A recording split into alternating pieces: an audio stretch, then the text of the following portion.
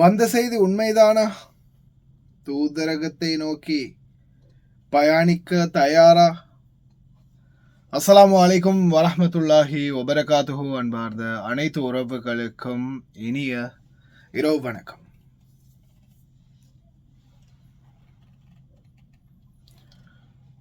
மயமில்லை, மந்திரமில்லை, தயார் நிலையில் நாங்களும் இருக்கிறோம். ஈரான் அதிரடி. மஸ்கு வானத்துல ரேடார் அனுப்பி உழவு பார்க்குறியா? உடனே ஜாமர் வச்சே மூடிட்டாங்களா மஸ்கோட இன்டர்நெட்?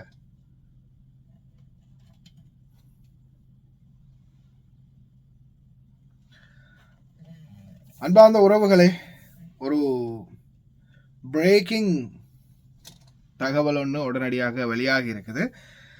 இந்த தகவல் எப்படிப்பட்ட தகவல் அப்படின்னு பார்த்தீங்கன்னா, உங்களுக்கு ஆல்ரெடி தெரியும், இந்த முறை ஈரான்ல நடந்த இந்த ப்ரொடெஸ்ட்ல, போராட்டத்தில் ரீசண்டா 5000 பேர் அப்படின்னு சொல்லியிருந்தாங்க. ஆனால் அதையும் தாண்டி 5000 பேருக்கும் அதிகமான பேர் உயிரிழந்திருக்காங்க அப்படின்ற ஒரு வேதனையான தகவல் வெளியாகி இருக்குது. இதனை அடுத்து ஈரானிய பாதுகாப்பு அமைச்சகம் மற்றும் நீதிக்குழு ஒன்றிணைந்து ஒரு ஆலோசனை பண்ணினாங்க. அந்த ஆலோசனையில பாத்தீங்கன்னா அவங்க சொன்ன முதலாவது விடயம், இதற்கு யார் யாரெல்லாம் தலைமை தாங்கினாங்களோ, யார் யாரெல்லாம் இந்த மக்களை குழப்பத்தில் உண்டுபடுத்தி இந்த மக்களை போராட்டத்துக்கு வழி நடத்தினாங்களோ, கலவரத்தை யார் யாரெல்லாம் தூண்டினாங்களோ அவங்கள் அனைவரையும் இப்போ கைது பண்ணப்பட்டிருக்கிறவங்க, அதே மாதிரி இன்னும் முக்கியமானவர்கள் யார் யார் இருக்காங்களோ அத்தனை பேரையும் உடனடியாக கைது செய்து தேச துரோக குற்றம் என கருதி அவங்களுக்கு மரண தண்டனை கொடுக்கணும் அப்படின்ற மாதிரியான ஒரு உத்தரவை நீதிமன்றத்தால விட்டிருந்தாங்க. ஒரு சான்ஸும் கிடைக்க மாட்டேங்குதே, எப்படா இவனுங்க எதையாவது ஒன்று வச்சு பிடிக்கணுமே அப்படின்னு எதிர்பார்த்து இருந்த வில்லனுக்கு நல்ல ஒரு சான்ஸ் கிடைச்சது. இவரை முடக்கிறதுக்கு இவர் போட்ட நரித்தந்திரம் என்னன்னு பார்த்தீங்கன்னா தூக்கு தண்டனை. அதாவது நீதிமன்ற உத்தரவு என்ன, இந்த கலவரத்தை ஏற்படுத்தி மக்களிடையே அமைதியின்மையை ஏற்படுத்திய அனைவரும் தேச துரோக குற்றவாளிகளே. இந்த குற்றவாளிகளுக்கு சரியான தண்டனை மரண தண்டனை தான், அதுவும் மக்கள் முன்னிலையில் மரண தண்டனை அளிக்கப்படும் அப்படின்ற மாதிரி தெரிவிச்சிருந்தாங்க. உடனே இதை சாக்கா பிடிச்சிக்கிட்டு சொல்லிட்டாரு, நாங்கள் இதை உடனே உலகளாவிய ரீதியில் மனித உரிமை மீறல்கள் ஆணைக்குழுக்கு பரிந்துரைக்கிறோம். இதை உடனடியாக ஆய்வு செய்து இதற்கான முழு காரணங்களையும் விவரங்களையும் உடனடியாக எங்களுக்கு அப்டேட் பண்ணணும் அப்படின்ற மாதிரி தெரிவிச்சிருக்கிறாங்க.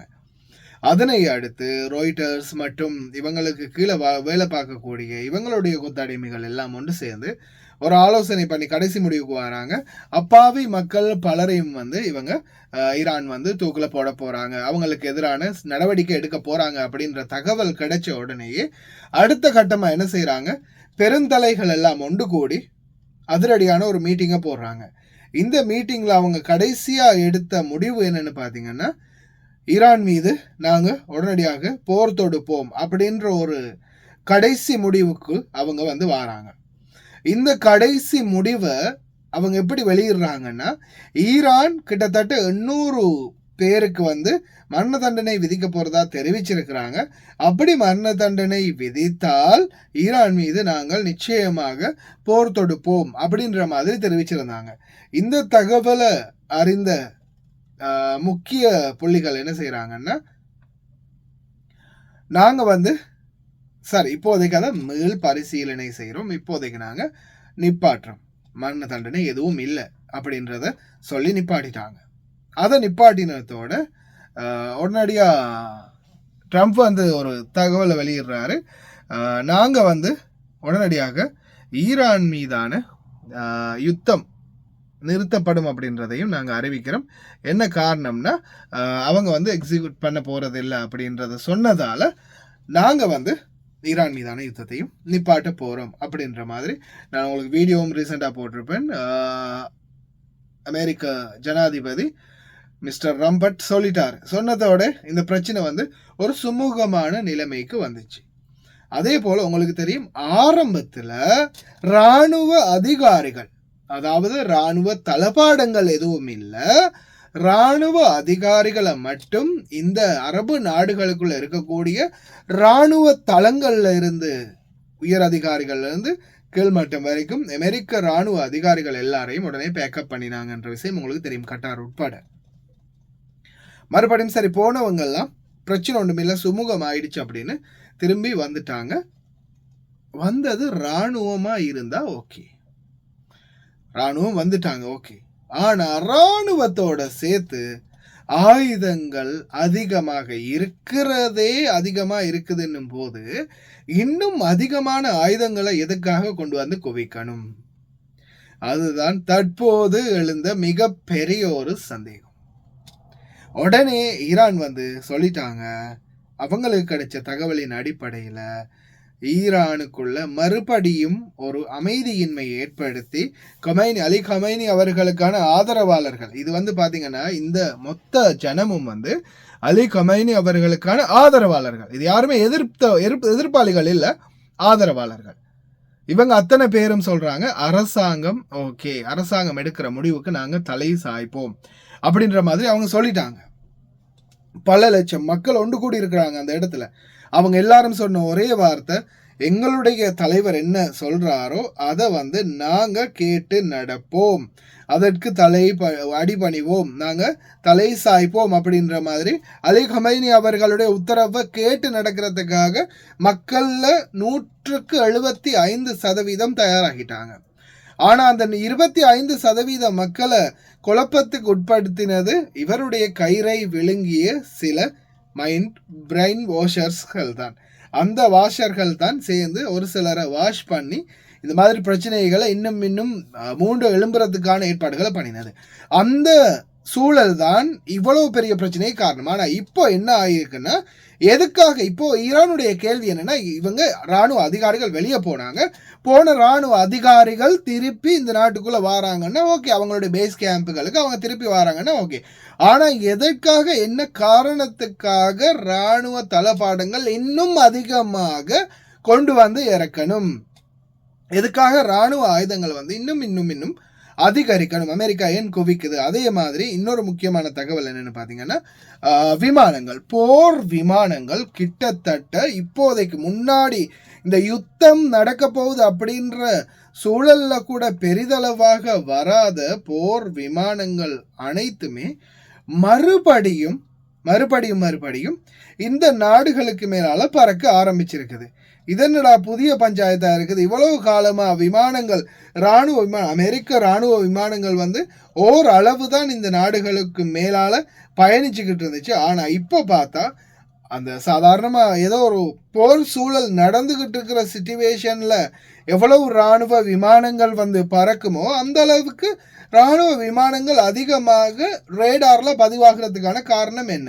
அவங்களுடைய விமானப்படைக்கு சொந்தமான ராணுவ நடவடிக்கைகளுக்கான விமானம் இது வந்து ஏன் அதிகமா பறக்கப்படுது அப்படின்ற மாதிரியான ஒரு கேள்விகள் எழுந்ததோட தான் அடுத்த கட்ட தகவலை வெளியிடுறாங்க. ஈரான் வந்து தற்போது ஆயுதங்கள் அதிகமாக இறக்கப்பட்டிருக்குது, களஞ்சியப்படுத்தப்பட்ட ஆயுதங்களுடைய எண்ணிக்கை அதிகரிச்சு இருக்கிறது. காரணம் என்ன?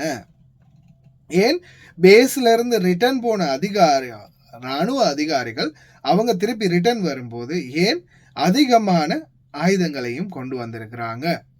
இதற்கான காரணம் என்ன?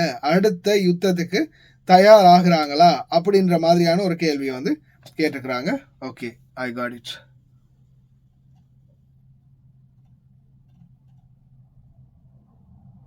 நீங்க பார்த்துட்டு இருக்கிற எல்லாமே பார்த்தீங்கன்னா மிலிட்ரி விமானங்கள், எல்லாமே வந்து மிலிட்ரி விமானங்கள். இது எல்லாமே பார்த்தீங்கன்னா அந்த ஒவ்வொரு ஏரியாவிலேருந்து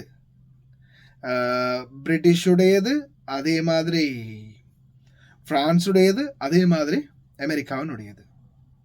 இது எல்லாமே வந்து பறக்க ஆரம்பிச்சிருக்கு. பறக்கிறோம் அப்படின்ற மாதிரி பறந்துக்கிட்டே இருக்கிறாங்க. What about the matter? ஏன் இவங்க வந்து அதிகமாக போகணும். அதே மாதிரி இன்னொரு முக்கியமான தகவல் என்னன்னா, எங்கடாது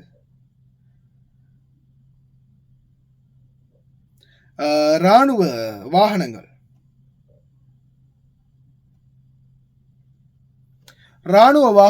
வந்து பாத்தீங்கன்னா ராணுவ வாகனங்களும் அதிகமாக குவிக்கப்படுது. பை ரோட் ஈராக்குக்கு அதிகமான வாகனங்கள் வந்திருக்குது அப்படின்றது மேலதிக தகவல். இந்த பிரச்சனை இன்னும் அதிகரிக்கக்கூடிய சூழல்.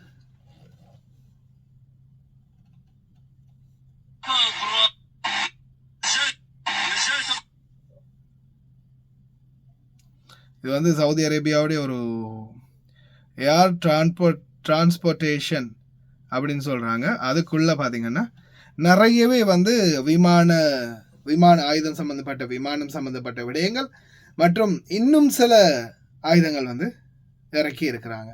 எதுக்காக இறக்கணும்? இவ்வளவு பொருட்கள் தேவையில்லையே, இப்பதான் யுத்தமே நடக்க போறது இல்லையே, அப்படி இருக்கும்போது எதுக்காக மறுபடியும் இவ்வளவு ஆயுதங்களை இறக்குமதி பண்ணியிருக்கிறாங்க அப்படின்ற கேள்வியோட மறுபடியும் ஆயுத தளத்தை ரெடி பண்ணிட்டாங்க. ஈரான் ரெடி பண்ணியிருக்கிறாங்க.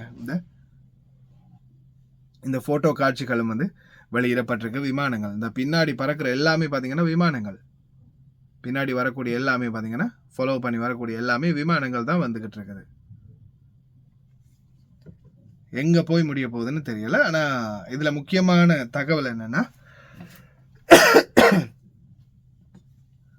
எனக்கு ஒரு சகோதரி போட்ட மெசேஜ், இவ்வளோ நேரமாக பேசி நான் அந்த மெசேஜ் போட மறந்துட்டோமே. அதுக்கு அவங்க வந்து சிங்களத்தில் தான் போட்டிருக்கிறாங்க. அதால் நிறைய பேருக்கு வந்து எப்படியுமே புரிகிறது இல்லையே. හෙලෝ සබරන් පුතේ මම මේ මැසේජ් එක දාන්නේ මේ දෙයක් දැනගන්න ඔයාලගෙන්. මේ කවුරුත් කියනවා මේ බෝම්බ එනවලු එම්බසියට යන්නලු එහෙම කියනවා. ඉතින් තාම அதாவது என்ன குண்டு போட போகிறாங்களாம். உடனே எல்லாரும் தூதரகத்துக்கு போகட்டும். தூதரகத்துக்கு போனால் மட்டும் தூதரகம் என்ன ஸ்டீலில் ஃபுல்லாக குண்டு தொலைக்காத ஸ்டீலையா பண்ணி வச்சுருக்காங்க. எல்லாம் கல்லும் சிமந்து தான். எங்கே போனாலும் போகிற உயிர் போய் தான் ஆகும். அதுக்கப்புறம் நான் அவங்களுக்கு ரிப்ளை கொடுத்தேன்.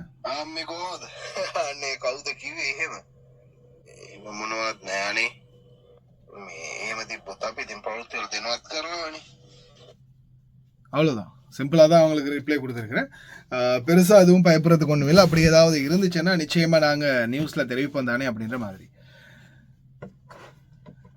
ஆனால் இன்ஷா அல்லாஹ் பொறுமையாக இருந்து பார்ப்போம் என்ன தான் நடக்குதுன்னு. நான் ஆல்ரெடியே நிறைய சொல்லியிருக்கேன் இல்லையா, அரபு நாடுகளில் இருக்கிற நம்மளுடைய நிலைமை என்ன, நம்ம என்ன மாதிரியான ஏற்பாடுகளை ரெடி பண்ணிக்கணும் அப்படின்னு. முடிந்த வரையும் வேகமாக சம்பாதிச்சுட்டு காசு கொஞ்சம் மிச்சம் பிடிச்சிட்டு சொந்த நாட்டோட போய் சேர்ந்தா ஏதோ குடும்பம் குட்டியோட நிம்மதியாக சந்தோஷமாக வாழ்ந்துடலாம் அப்படின்ற ஒரு நம்பிக்கை தான். இறைவனே எல்லாத்துக்கும் பாதுகாப்பு.